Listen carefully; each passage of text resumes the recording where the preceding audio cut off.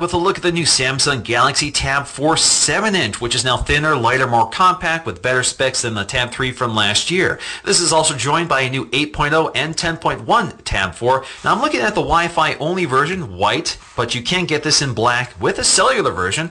So there's a cellular version that adds either 3G or LTE, and it adds GSM voice, so you could get one with an earpiece and use it as a handset. Now in terms of specs, we have a 7-inch display WXGA resolution, which is 1280 by 800. That's a big improvement over the 1080 by 600 display from last year. So this is good for 216 pixels per inch. Now all the Tab 4s have the same screen resolution, so the smaller you go, the higher the pixel density. We also have a 1.2 gigahertz quad-core processor. That's an improvement over the dual-core from last year, which was also clocked at 1.2 gigahertz.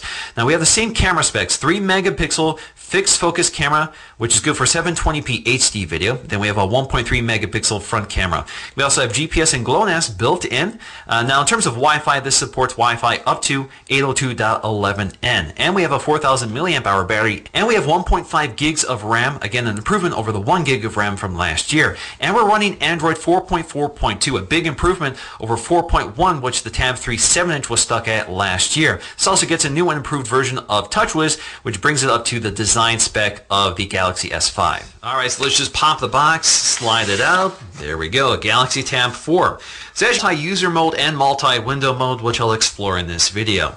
Let's go ahead and pop this out of its tray here.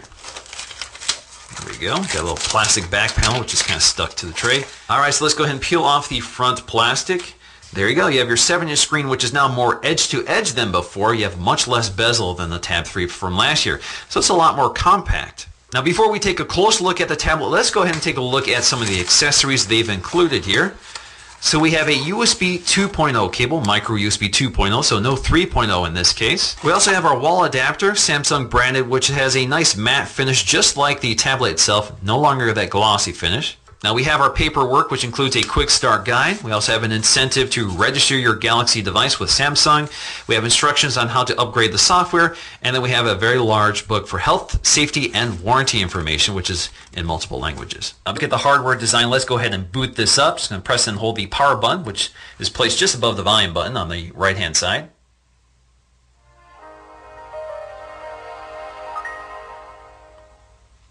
Alright, so let's go and take a look at the design of our tablet. As you can see, it can be used in landscape or portrait orientation. It does seem to be designed primarily for landscape orientation because that is where the IR blaster is located. But as you can see, it's now a much more one-handable tablet because they've shrunken down the bezels considerably. The design is now catching up with Samsung's other higher-end tablets like the Tab Pros.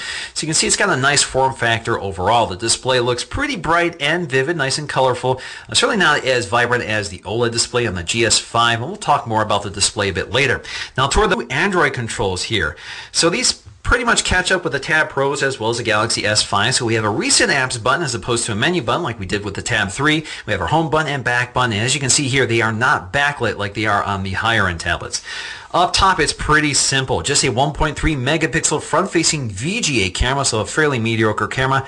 Again, there is no ambient light sensor, and there is also no LED notification light. Now, as you can see here, the glass is surrounded by a plastic bezel with that chrome finish.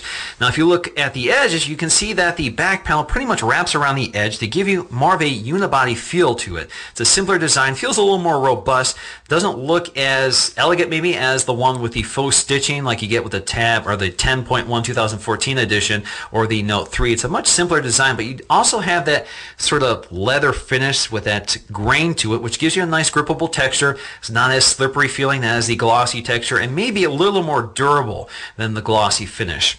So you can see down here we have a micro USB 2.0 port. Doesn't have USB 3.0 like the other higher end Samsung tablets. We also have a speaker grill. This is just a mono speaker. You can see it's pretty tiny.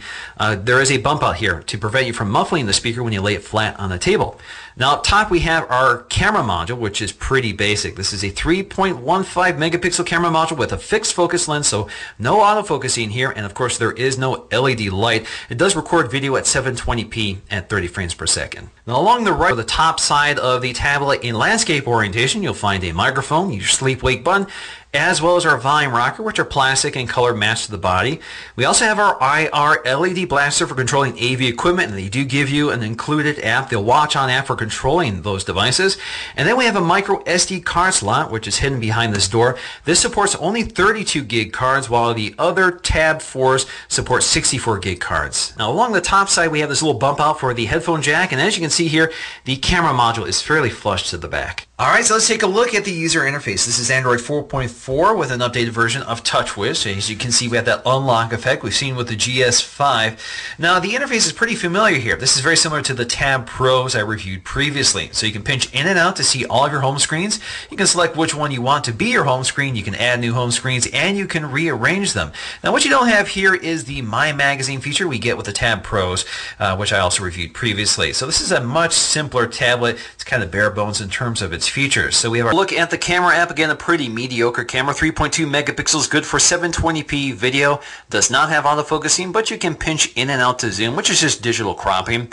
Now you have your photo mode. You can take a photo. You can also select your mode here from the variety of options such as night mode, sports shot, panorama, sound and shot, beauty face, and auto. Now you can go to settings down here, gets you to all your settings, not a lot here. So we have our photo size, so you can see 3.2 is maximum. We have our video settings, you can see 720p is the only option. And then we have other settings such as location tags. You can select the volume key to operate as the zoom key. You have your timer options, white balance, brightness, guidelines, contextual file naming, and the same thing for the still camera. So we also have our metering settings, which you can change from center weighted to matrix or spot metering. Now because we do not have autofocus, we do not have tap to focus here. Now we can jump here to get to our settings like so. We can also drag out this little drawer here to get to some of our quick settings, such as our exposure levels, which we can modify manually like so. You can also tap and hold on one of these icons and rearrange them if you prefer. Now of course we also have filters, not a lot of them, so we have negative, sepia, grayscale, or no effect. There you go. So I actually just have 3 filters. I can also quickly switch between the rear-facing and front-facing camera like so. And then you can also activate the video camera mode by swiping that little toggle here. Get you to video camera. And again, you can start recording video. Now you can't shoot photos while recording video like you can with Samsung's more powerful hardware. You can click pause. You can resume recording or stop it. Now in terms of our